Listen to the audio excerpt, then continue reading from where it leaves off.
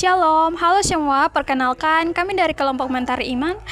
Selamat datang di podcast Pendidikan Agama Kristen. Dalam episode ini, kita akan menelusuri perkembangan PAK dari gereja purba hingga modern melalui tokoh-tokoh penting yaitu Clemens dari Roma, Karel Agung, Martin Luther, John Calvin, dan Yohanes Comenius. Bersama saya, Delvi Langgili telah hadir dan kedua narasumber. Dan saya Marcelinda Namwali sebagai segmen pertama. Saya Marci Resnamisa sebagai segmen kedua. Baik, kita akan langsung masuk dalam pembahasan kita hari ini. Gereja Purba, Clemens dari Roma. Kita mulai dari masa gereja purba. Siapakah Clemens dari Roma itu? Clemens dari Roma adalah salah satu bapak gereja awal. Ia menekankan pentingnya kesatuan, ketaatan, dan ketertiban gereja sebagai wujud iman yang hidup. Nah, pemikiran Clementus berkontribusi pada praktik PAK awal, yaitu pendidikan iman yang menekankan karakter, kasih, dan tanggung jawab dalam hidup berjemaat. Abad Pertengahan, Karel Agung. Berlanjut ke abad pertengahan dengan Karel Agung. Karel Agung menekankan keseimbangan antara iman dan akal. Ia mendorong pendidikan gerejawi melalui sekolah, biara, dan katedral. Sumbangannya bagi PAK adalah lahirnya pendidikan iman yang terstruktur, disiplin, dan berbasis pengetahuan bukan sekedar tradisi. Reformasi Martin Luther. Masuk ke era reformasi dengan Martin Luther. Martin Luther memperjuangkan pendidikan untuk semua, agar setiap orang dapat membaca dan memahami Alkitab sendiri. Nah, Martin Luther juga menekankan bahwa peran keluarga sebagai pusat PAK dan menyusun katekisme sebagai bahan ajar iman yang sederhana dan sistematis bagi gereja dan sekolah. Selanjutnya, kita masuk reformasi John Calvin.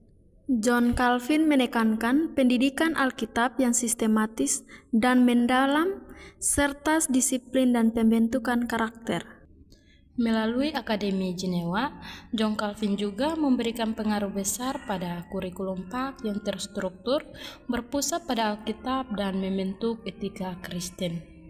Era modern awal, Yohanes Comenius. Terakhir, kita membahas Yohanes Comenius. Yohanes Comenius memperkenalkan pendidikan universal, metode visual, sistem kelas, dan pendidikan sepanjang hayat. Pemikiran Yohanes Comenius yaitu untuk membantu PAK modern berkembang menjadi pendidikan iman yang holistik, bertahap, dan berorientasi pada kematangan iman. Selanjutnya, kita masuk dalam refleksi bagi PAK saat ini. Dari semua tokoh ini, apa yang masih relevan bagi PAK masa kini? PAK perlu mengintegrasikan iman dan akal, mengajarkan iman secara sistematis, dan membentuk karakter Kristiani. PAK juga harus bersifat inklusif, kontekstual, dan berkelanjutan, menolong peserta didik untuk bertumbuh menuju iman yang matang. Selanjutnya, kita akan masuk dalam nilai bagi mahasiswa masa kini. Nilai apa yang dapat dipelajari mahasiswa masa kini? Mahasiswa diajak untuk memiliki iman yang dewasa, sikap disiplin, dan tanggung jawab moral. Selain itu, mahasiswa juga dipanggil untuk menjadi pembelajar sepanjang hayat, mampu mengintegrasikan iman, ilmu, dan kehidupan nyata. Kita masuk dalam kesimpulan. Tokoh-tokoh sejarah memberikan kontribusi besar bagi perkembangan pendidikan agama Kristen. Dari penekanan pada kesatuan gereja, keseimbangan iman dan akal, pendidikan untuk semua, pembentukan karakter, hingga pendidikan sepanjang hayat. Semuanya tetap relevan bagi PAK masa kini. Bagi mahasiswa, nilai utama yang dapat dipelajari adalah iman yang matang, integritas, disiplin, tanggung jawab, dan komitmen belajar seumur hidup. Terima kasih atas dialog yang sangat bermakna.